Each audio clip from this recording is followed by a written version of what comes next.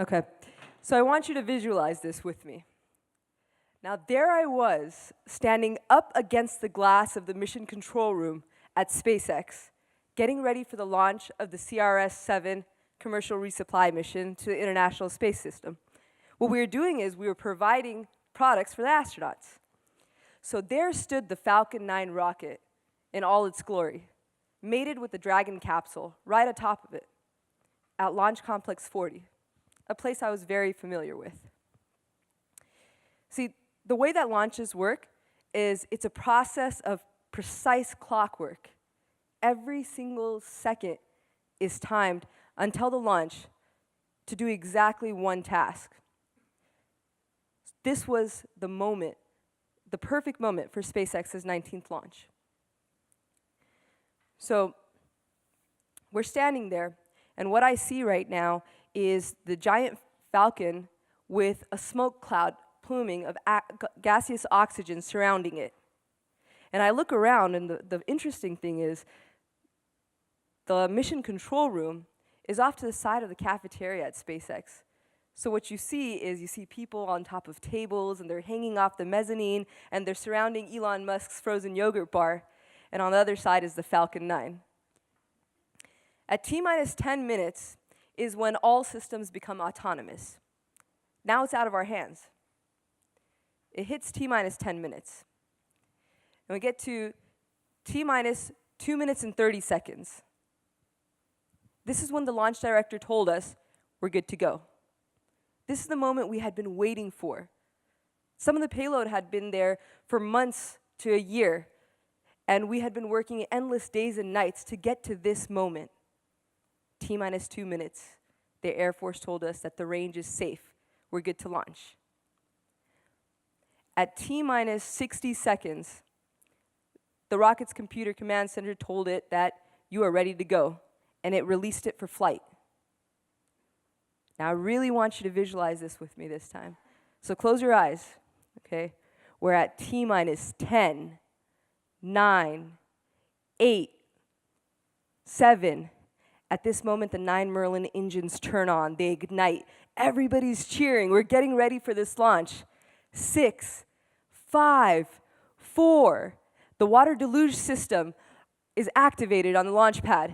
Now let's do the last 3 seconds together. 3, 2, 1. That's right. Oh, you can open your eyes now. It was pin drop silence. I felt like it was about a minute of silence that I was standing there thinking about everything that could go wrong at this moment. It happened to be only a second, and then there was liftoff. And there was roars and screams of all of my coworkers and everybody around me saying this launch went successful. We got off the launch pad, all right? The rocket's going up, and we see it hit Mach 1. That's when it breaks the sound barrier. We can't even hear the sonic boom because we're just roaring and screaming in excitement. You know, it gets to the stage where it hits max Q. That's when the rocket is at it's feeling the most aerodynamic pressure that it can, and we're almost about to take a sigh of relief because at this point, it's about to be main engine cutoff. That's when you shut off all the engines, and now the stage separate. So the stage 2 goes into space, and stage 1 hopefully goes back and lands on a barge. So we're standing there, we're waiting, and all of a sudden, it disintegrates. The rocket just disappears from the sky. At that moment, I turned around. I had never seen so many grown men drop to their knees and cry. This was our lifeline, the Falcon 9. I did what I traditionally do. I didn't talk to anybody. I walked out of SpaceX, I got in my car, and I drove to Manhattan Beach. I sat on the pier, and I said, what went wrong? I started working for NASA at a young age, at the age of 19. I was really rambunctious, I was super adamant, and I was this escapist looking to colonize other planets. I thought I was going to change this world by starting a new world. I got in, I started working for the Office of Safety and Mission Assurance. It did exactly what you'd think. We were supposed to make sure that missions were successful. My boss came to me, in the first week, and he drops this report on my desk. And he says, it's the Columbia Accident Investigation Board report. He says, what went wrong? You see, and he said, don't tell me it's the foam. What had happened was I started working for NASA shortly after the Columbia shuttle exploded. And if you're not familiar with this, on February 1st, 2003, the Columbia shuttle was coming in for re-entry, and it blew up with 7 astronauts, killing all of them. What the cause of this failure was a breach in the thermal protection system. You see, at the time of launch, there's that big orange external tank. So this foam split off of it, and it came and it hit the leading edge on the left wing, and it damaged that protection system. Now, the astronauts didn't feel it. Nobody in mission control even knew that it happened. It was a successful launch. It went up.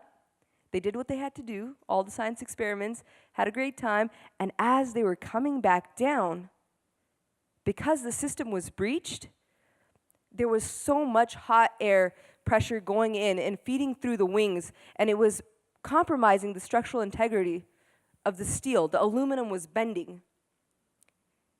And within the blink of an eye, we lost the orbiter. The way that the orbiter was designed, there was no way the astronauts could survive that. So what went wrong? Now, one of the things that I learned, like, being in the space program, is I really learned how to deal with failure. We lost a lot of stuff in space, or trying to make it to space. So one of the first experiments that I did, the orbiting carbon laboratory, we sent it up, and it didn't release from the rocket. We lost that one. I sent up a DART satellite. It hit a MobileCom satellite. We lost that. There was a time where NASA was landing this Genesis capsule. They thought it would be a bright idea to get a helicopter and hook its parachute and maybe bring it down into safety. The Genesis parachute didn't deploy, and it came and crash landed in the Utah desert. One of my favorite mishaps didn't even happen in space. It was this great NOAA satellite in Sunnyvale, California, tipped over, and we burned through $135 million just like that. Now, I have a smile on my face. It's a little creepy that I learned that loss never became easy. However, failure became comprehensible. And that's where I was driven by. I was driven by that opportunity. So when things go wrong in the space program, what happens is, we have these huge investigation reports. We go through this fault tree analysis and go by the chain of command to check every single component, every single thing that could go wrong or contribute to the mishap. And we track that down. We bring together all of these elements, all of these variables, we put it together in an algorithm, and we measure their risk. The whole idea is to say, what is the probability of something going wrong? And if it does go wrong, what is the severity? What are the consequences that we're going to deal with? So as we kept blowing up rockets and crash landing satellites and, losing power to the rovers, I decided that we had to keep tweaking these algorithms to calculate risk of any future mishaps. So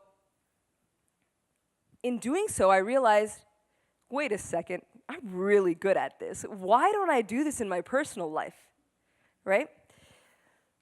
So I started developing this algorithms, and I used it to calculate the risk in every single relationship, in friendships, and everything else that I went through when it came to family affairs to determine, is this cost beneficial to me? So when I was in college, I was taking, actually for one of my masters, I was studying artificial intelligence. At that time, I said I was designing decision support systems, autonomous reasoning applications. The first one I did, I took it and I said, these are all of my favorite foods. I made the app teach me what to eat every single day. I gathered my favorite foods, turned them into axioms, put them together, and made this theorem that said, based on your vicinity, based on your inherently low income as a college student, and based on what your taste preference is and the window of time you have, you should eat this. I gained 15 pounds using that app. I'm going to tell you, that was a fail. After that, I decided to develop this GPS. Now, this was back in the day. It's not like the high-tech GPSs you have now. And it was based on mood and weather. So I developed this app and said, okay, this is going to tell me what route to take while listening to a certain genre of music. And then I added this barometric aspect where, based on the atmospheric pressure, it would tell me how my body feels. I followed the app, and that day I totaled my truck. I was like, okay, I failed in that too.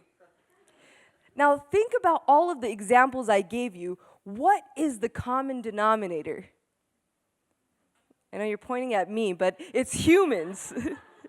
Humans are the common denominator. They are the single point of failure. So though we had all these algorithms, we had to decide, make sure that we can compensate for human failure. I was 11 years old when I designed this MO for myself, okay?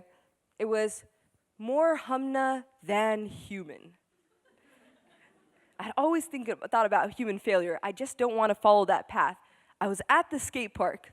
I had my skateboard.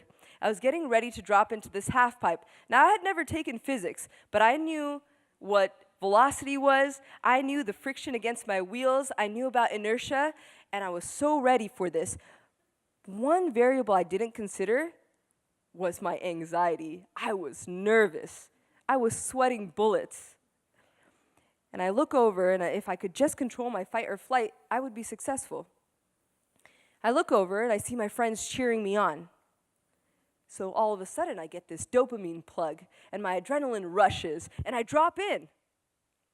And I fall flat on my face on the cement, right? And I tried it again, and I failed again. And I tried it again, and I'm not going to tell you how many times I tried it, but I will tell you that when we had the Falcon 9, it took us 5 times until we landed that rocket. It was as if, how the SpaceX commented it, that if you take a pencil and you throw it over the Empire State Building, and then it does this reverse flip and lands in a shoebox during a windstorm, that's how hard it is to land that rocket. I'm telling you, it was harder for me to drop in that day at the skate park.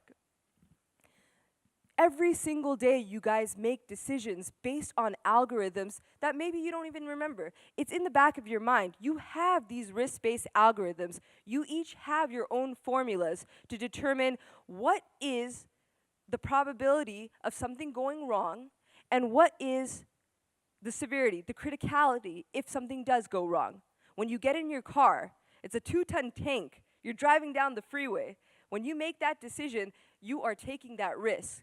When you decide to buy organic versus not, pay a little bit more, you're taking a risk right there. Or when you're staying home to watch a movie instead of going out.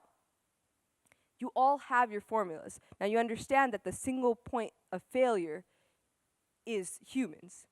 So in these formulas, I determined all these red flags would come up. Don't be friends with that person. Go skydiving this day. Visit your mom. And sometimes these red flags would come up, and I would still do it because I was aware of the consequences, and I paid for those. But that was my formula. Now, I went up to my boss after this, and I went back to him, and I said, I know what went wrong. And I told him, you know, obviously I'm not supposed to say the foam thing, but NASA knew that this was happening. The Atlantis shuttle had been hit by debris, and there was cracks in the tiles. The Discovery shuttle had been hit by that as well and suffered all these. They knew of all of this. Their red flags came up, but it was their human decision-making where they said, you know what, the mentality before the Challenger went down is that nothing is going wrong, let's keep launching, and they ignored those red flags. That's how I said it to him. And he told me, okay, Humna,